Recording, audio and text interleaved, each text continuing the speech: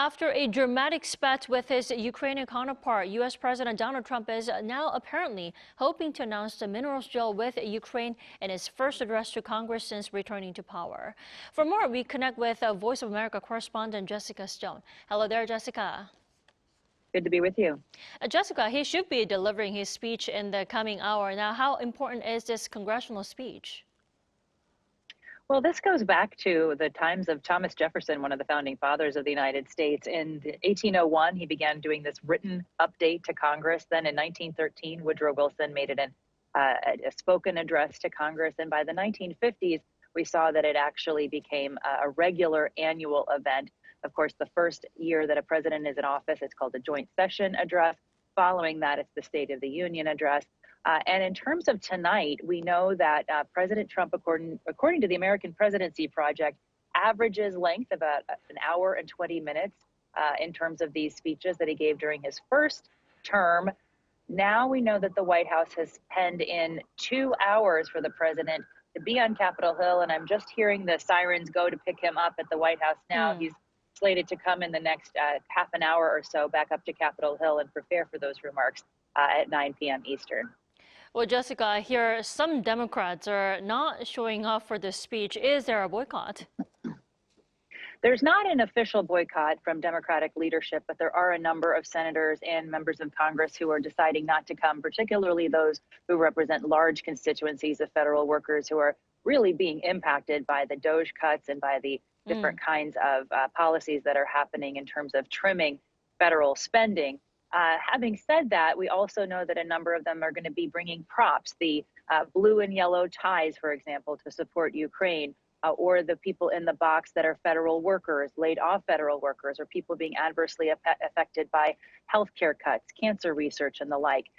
This is something that is not new to this year, though. It's also something that Democrats and Republicans do every year. And this year, the White House is also going to be using that same sort of approach with guests in its box to underscore immigration issues, to underscore some of the moves that the Trump administration has already done to free Americans from captivity in other countries, particularly Mark Fogel, who was freed from Russia after years in detention. Also, the family of the Trump assassination victim in Butler, Pennsylvania, the fire chief in that area who was killed and took the bullet that presumably was meant for President Trump during that first assassination attempt. His family will be there, as well as a wife of a fallen NYPD officer, kind of underscoring some of the rhetoric we've heard from the Trump administration regarding violent crime and its prevalence in the United States.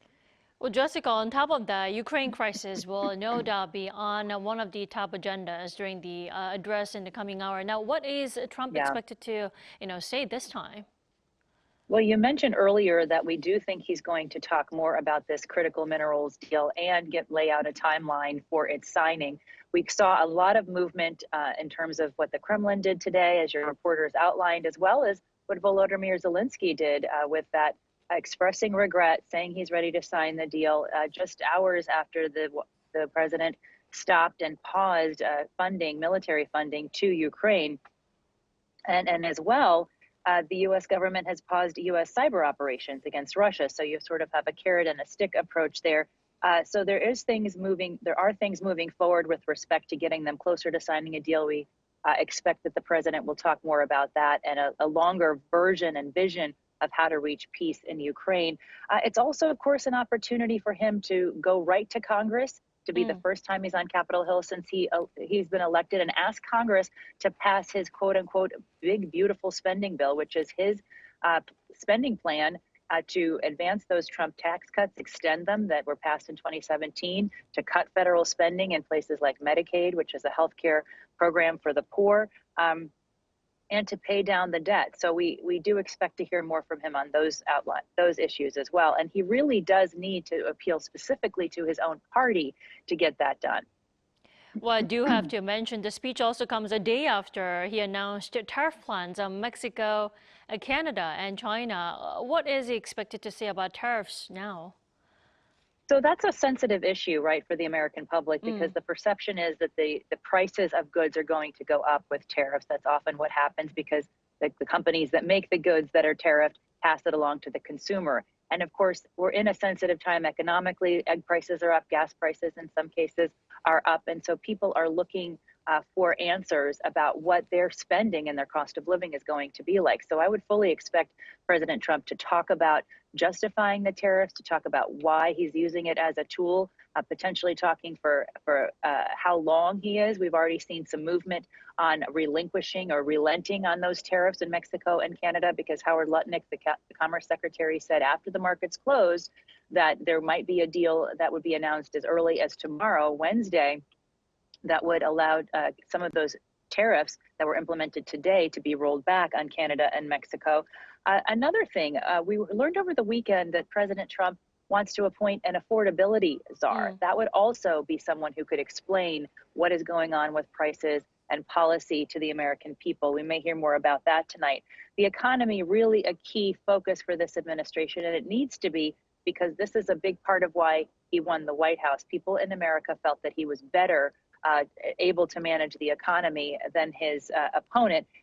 Having said that, a CNN poll released today says 82% of Americans say he should prioritize the economy, but only 36% say he actually is. So he needs to address that gap tonight.